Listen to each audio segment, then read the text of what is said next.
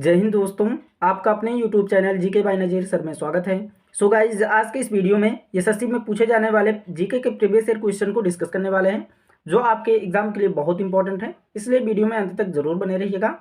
और ये GK GS की क्लास 3 है और ये जितने भी सारे क्वेश्चन हैं वो SSC CGL, CHSL, CPO, MTS, GD और डीपी मतलब दिल्ली पुलिस के लिए मोस्ट इंपॉर्टेंट क्वेश्चन है और 100% परीक्षाओं में पूछे जाने वाले प्रश्न हैं। तो इसलिए वीडियो में अंत तक जरूर बने रहिएगा। तो चलिए हम वीडियो को स्टार्ट करते हैं। हमारा पहला क्वेश्चन कह रहा है कि भारत के राष्ट्रीय चिन्ह को किस दिन अपनाया गया था। तो हमारा करेक्ट आंसर हो जाएगा ऑप्शन बी, 26 जनवरी 1950 को भारत के राष्ट्रीय चिन्ह को अपनाया गया था। भारत का राष्ट्रीय चिन्ह क्या है? तो अशोक स्तंभ को भारत का राष्ट्रीय चिन्ह कहा जाता है। और अशोक स्तंभ कहाँ पर स्थित है? तो सारनाथ में स्थित है। और अशोक स्तंभ के नीचे जो लिखा हुआ है वो सत्यमेव जयते लिखा हुआ है। और किस भाषा में, किस लिपि में लिखा हुआ है? तो देवनागरी लिपि में अंकित है, मतलब लिखा हुआ है सत्यमेव जयते। और सत्यमेव जयते जो है ये कहाँ से लिया गया है? तो मुंडकोपनिषद से लिया गया है। ये सारे क्वेश्चन भी आपके एग्जाम में पूछे जाते हैं। नेक्स्ट क्वेश्चन है कि शंभू महाराज को भारत में निम्नलिखित में से किस नृत्य में उनके योगदान के लिए पद्मश्री से सम्मानित किया गया था। तो शंभू महाराज को कथक के लिए सम्मानित किया गया था। ऑप्शन ए हमारा करेक्ट आंसर हो जाएगा। और कथक जो है ये उत्तर प्रदेश का एक शास्त्रीय नृत्य है। और कथक नृत्य के प्रतिपादक कौन है? तो बिरजू महाराज हैं। इसको भी आप लोग जरूर ध्यान में रखिएगा। नेक्स्ट क्वेश्चन है कि निम्नलिखित में से कौन सा संगीतकार संगीत वाद्ययंत्र सितार पर अपनी महारत के लिए लोकप्रिय है। तो कौन सा संगीतकार संगीत वाद्ययंत्र सितार पर अपनी महारत के लिए प्रसिद्ध है? तो हमारा करेक्ट आंसर हो जाएगा ऑप्शन है विलायत खान। विलायत खान ऑप्शन ए हमारा करेक्ट आंसर हो जाएगा। और अगर हम बात करें सितार में कितने तार हो सकते हैं, तो 18, 19, 20 या 21 तार हो सकते हैं। और पहला सितार किसने बनाया था? तो अमीर खुसरो ने बनाया था। इसको भी आप लोग जरूर ध्यान में रखिएगा। नेक्स्ट क्वेश्चन है कि निम्नलिखित में से कौन सा महाराष्ट्र का धन्यवाद ज्ञापन उत्सव है जहां बैलों को सम्मानित किया जाता है क्योंकि उन्हें खेती के लिए अति आवश्यक माना जाता है। तो हमारा करेक्ट आंसर हो जाएगा ऑप्शन डी, पोला महोत्सव, है ना। पोला महोत्सव जो है ये महाराष्ट्र का है। इसको भी आप लोग जरूर ध्यान में रखिएगा। ऑप्शन डी हमारा राइट आंसर हो जाएगा।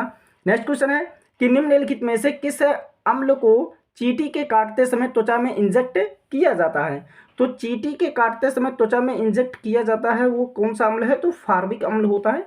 ऑप्शन डी हमारा करेक्ट आंसर हो जाएगा। नेक्स्ट क्वेश्चन है कि करगम लोक नृत्य किस राज्य से संबंधित है। तो हमारा करेक्ट आंसर हो जाएगा ऑप्शन सी, तमिलनाडु। करगम लोक नृत्य जो है यह तमिलनाडु राज्य से संबंधित है। और तमिलनाडु का शास्त्रीय नृत्य अगर की बात करें तो भरतनाट्यम है। इसको भी आप लोग जरूर ध्यान में रखिएगा। नेक्स्ट क्वेश्चन है मूसी तथा भीमा डैश नदी की सहायक नदियां हैं। तो मूसी तथा भीमा जो है ये कृष्णा नदी की सहायक नदियां हैं। ऑप्शन सी हमारा करेक्ट आंसर हो जाएगा। मोस्ट इंपॉर्टेंट क्वेश्चन है, इसको जरूर ध्यान में रखिएगा। कई बार एग्जाम में ये क्वेश्चन पूछा जा चुका है। और एक ये भी देख लें कि कृष्णा नदी का उद्गम स्थल कहाँ पर है? तो महाराष्ट्र के महाबलेश्वर से है।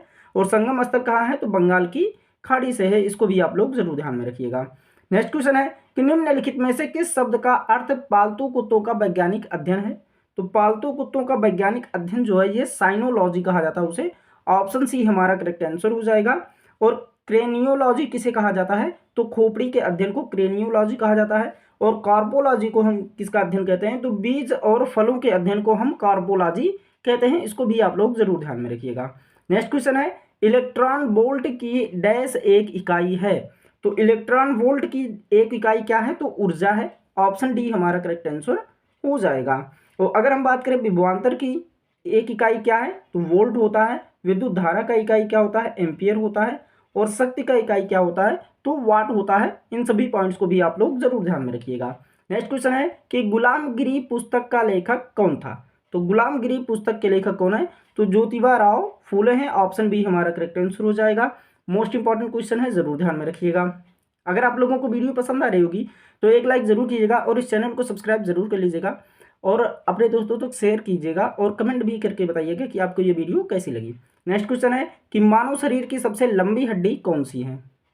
तो मानव शरीर की सबसे लंबी हड्डी जो है वो फीमर की हड्डी होती है। ऑप्शन डी हमारा करेक्ट आंसर हो जाएगा। इसके इंपॉर्टेंट पॉइंट्स को भी कुछ समझ लेते हैं कि फीमर जो हड्डी होती है ये इसकी लंबाई जो होती है 19.9 इंच होती है ना। और आमतौर पर इसे जांघ की हड्डी के रूप में भी जाना जाता है। तो अगर हम बात करें मानव शरीर की सबसे छोटी हड्डी को तो स्टेपीज कहा जाता है। ये भी क्वेश्चन पूछा जा चुका है।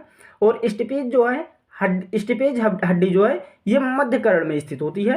ये भी क्वेश्चन पूछा जा चुका है कि स्टिपेज हड्डी कहाँ पर स्थित होती है, तो मध्य कर्ण में स्थित होती है। और इसका आकार कैसा होता है, तो एक घंटी के समान दिखती है स्टिपेज हड्डी। इन सभी पॉइंट्स को भी आप लोग जरूर ध्यान में रखिएगा। नेक्स्ट क्वेश्चन है कि भारतीय संविधान में निम्नलिखित में से कौन सी विशेषता को सोवियत सोशलिस्ट रिपब्लिक से लिया गया है ना। तो हमारा करेक्ट आंसर हो जाएगा पंचवर्षीय योजना, ऑप्शन बी हमारा करेक्ट आंसर हो जाएगा। तो अगर हम बात करें मौलिक अधिकार को किस देश के संविधान से लिया गया है, तो संयुक्त राज्य अमेरिका के संविधान से लिया गया है मौलिक अधिकार।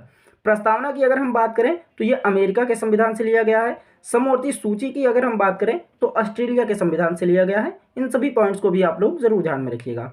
नेक्स्ट क्वेश्चन है खानवा का युद्ध किसके बीच लड़ा गया था। तो खानवा का युद्ध जो हुआ था ये बाबर और राणा सांगा के बीच लड़ा गया था। मोस्ट इंपॉर्टेंट क्वेश्चन है, कई बार एग्जाम में पूछा जा चुका है। और अगर हम बात करें खानवा का युद्ध कब हुआ था, तो ये हुआ था 16 मार्च 1527 को हुआ था। और इसमें कौन विजयी हुआ था, तो बाबर विजयी हुआ था। इन सभी पॉइंट्स को भी आप लोग जरूर ध्यान में रखिएगा। नेक्स्ट क्वेश्चन है कि रतवाई भारत की डैश जनजातियों से संबंधित एक नृत्य रूप है। तो रतवाई भारत की मेवाती जनजातियों से संबंधित एक नृत्य रूप है, ऑप्शन बी हमारा करेक्ट आंसर हो जाएगा। नेक्स्ट क्वेश्चन है कि निम्नलिखित में से कौन सी सिंधु नदी की सहायक नदी नहीं है। तो सिंधु नदी की सहायक नदी कौन सी नहीं है, तो लोहित है, ऑप्शन बी हमारा करेक्ट आंसर हो जाएगा। और अगर हम ये भी देख लें, अगर हम ये भी बात कर लें कि सिंधु नदी का उद्गम स्थल कहाँ पर है, तो मानसरोवर झील से है। और संगम स्थल कहाँ पर है, तो अरब सागर है। इसको भी पॉइंट को आप लोग जरूर ध्यान में रखिएगा। नेक्स्ट क्वेश्चन है कि विभवांतर और विद्युत धारा के बीच संबंध की खोज किसने की थी। विभवांतर और विद्युत धारा के बीच संबंध की खोज किसने की थी, तो हमारा ऑप्शन बी राइट आंसर हो जाएगा, ओम ने किया था, ऑप्शन बी हमारा करेक्ट आंसर हो जाएगा। नेक्स्ट क्वेश्चन है कि भारत में किस तारीख को वर्ष का सबसे छोटा दिन माना जाता है। तो भारत में 22 दिसंबर को वर्ष का सबसे छोटा दिन माना जाता है, ऑप्शन सी हमारा करेक्ट आंसर हो जाएगा। नेक्स्ट क्वेश्चन है कि भारत में निम्नलिखित में से किस स्थानीय स्वशासन का जनक कहा जाता है। तो भारत में स्थानीय स्वशासन का जनक जो है ये लॉर्ड रिपन को कहा जाता है। मोस्ट इंपॉर्टेंट क्वेश्चन है, जरूर ध्यान में रखिएगा, ये क्वेश्चन एग्जाम में पूछा जाता है। नेक्स्ट क्वेश्चन है कि रविंद्रनाथ टैगोर ने डैश की वजह से अपनी नाइटहुड उपाधि वापस लौटा दी थी। तो रविंद्रनाथ टैगोर ने जलियांवाला बाग नरसंहार की वजह से क्या हुआ था, अपनी नाइटहुड उपाधि लौटा दी थी। और जलियांवाला बाग नरसंहार जो हुआ था ये 13 अप्रैल 1919 को हुआ था। और कहाँ पर हुआ था, तो अमृतसर में हुआ था। इसको भी आप लोग जरूर ध्यान में रखिएगा। नेक्स्ट क्वेश्चन है भारत छोड़ो आंदोलन डैश शहर से शुरू हुआ था। तो भारत छोड़ो आंदोलन जो है ये बंबई से शुरू हुआ था, ऑप्शन डी हमारा करेक्ट आंसर हो जाएगा। अगर आप लोगों को वीडियो पसंद आ रही होगी तो एक लाइक जरूर कीजिएगा, चैनल को सब्सक्राइब कीजिएगा और अपने दोस्तों तक शेयर जरूर कीजिएगा। और कमेंट करके जरूर बताइएगा कि आपको ये वीडियो कैसी लगी और आपको कुछ टॉपिक पे क्वेश्चन चाहिए। नेक्स्ट क्वेश्चन है कि भारतीय राष्ट्रीय कांग्रेस की स्थापना डैश में हुई थी। तो भारतीय राष्ट्रीय कांग्रेस की स्थापना 1885 में हुई थी, ऑप्शन ए हमारा करेक्ट आंसर हो जाएगा। नेक्स्ट क्वेश्चन है कि निम्न में से किस समझौता पत्र पर गांधी और अंबेडकर के बीच हस्ताक्षर हुए थे जो अछूतों को नए अधिकार देता है। तो हमारा करेक्ट आंसर हो जाएगा पूना समझौता, ऑप्शन बी हमारा राइट आंसर हो जाएगा। नेक्स्ट क्वेश्चन है लेंस की शक्ति को कैसे मापा जाता है। तो लेंस की शक्ति को डायोप्टर में मापा जाता है, ऑप्शन बी हमारा करेक्ट आंसर हो जाएगा। नेक्स्ट क्वेश्चन है कि गांधी जी किसे अपना राजनीतिक गुरु मानते थे। तो गांधी जी जो है ये गोपाल कृष्ण गोखले को अपना राजनीतिक गुरु मानते थे, ऑप्शन ए हमारा करेक्ट आंसर हो जाएगा। नेक्स्ट क्वेश्चन है कि गैस के दबाव को मापने के लिए निम्न में से किस उपकरण का प्रयोग किया जाता है। तो गैस के दबाव को मापने के लिए बैरोमीटर का उपयोग किया जाता है, ऑप्शन ए हमारा करेक्ट आंसर हो जाएगा। और अगर हम बात करें गैल्वेनोमीटर की तो इसको विद्युत धारा को मापने वाला एक विद्युत यांत्रिक उपकरण है, इसको भी आप लोग जरूर ध्यान में रखिएगा। नेक्स्ट क्वेश्चन है कि जब प्रकाश एक सघन माध्यम से विरल माध्यम में प्रवेश करता है तो इसकी गति पर क्या प्रभाव पड़ता है। तो हमारा करेक्ट आंसर हो जाएगा बढ़ती है ना। प्रकाश क्या होता है, बढ़ती है, ऑप्शन बी हमारा करेक्ट आंसर हो जाएगा। नेक्स्ट क्वेश्चन है कि डैश तंत्र तरल पदार्थ को एक स्थान से दूसरे स्थान पर संचरण करती है ना। तो कौन सा तंत्र, तो संवहनी तंत्र जो है ये तरल पदार्थ को एक स्थान से दूसरे स्थान पर संचरण करती है, ऑप्शन बी हमारा राइट आंसर हो जाएगा। नेक्स्ट क्वेश्चन है कि निम्नलिखित में से किन युग्म की एक ही इकाई है ना। तो किन युग्म की एक ही इकाई है, तो बल और दबाव की एक ही इकाई है, ऑप्शन ए हमारा करेक्ट आंसर हो जाएगा। नेक्स्ट क्वेश्चन है कि निम्नलिखित में से कौन सा ऊतक मुख्य रूप से मृत कोशिकाओं से बना है। तो मृत कोशिकाओं से कौन सा ऊतक बना है, तो जाइलम होता है, ऑप्शन सी हमारा करेक्ट आंसर हो जाएगा। नेक्स्ट क्वेश्चन है कि चाल डैश की अंतरराष्ट्रीय इकाई है।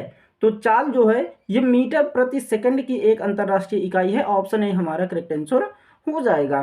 तो ये आपके 30 क्वेश्चन है जो आपके एग्जाम के लिए बहुत इंपॉर्टेंट है। अगर वीडियो पसंद आई होगी तो एक लाइक जरूर कीजिएगा, चैनल को सब्सक्राइब कीजिएगा और अपने दोस्तों तक शेयर जरूर कीजिएगा और कमेंट करके बताइएगा कि आपको ये वीडियो कैसी लगी। मिलते हैं नेक्स्ट वीडियो में, तब तक के लिए take care and bye bye.